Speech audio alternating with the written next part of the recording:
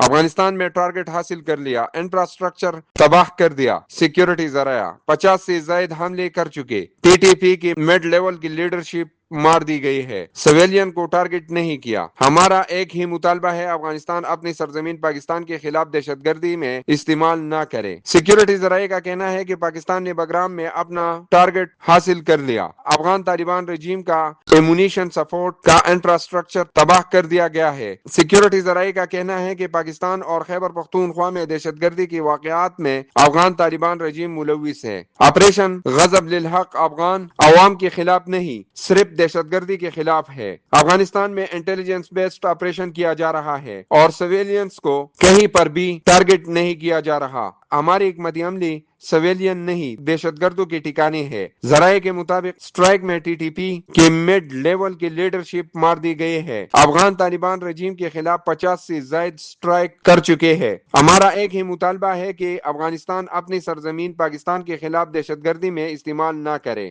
ذرائع کے مطابق اب تک پاکستان افغانستان میں ٹی ٹی پی کی 226 چیک پوسٹوں کو تباہ کر چکا ہے اور اب تک 36 چیک پوسٹوں پر قبضہ کر چکا ہے۔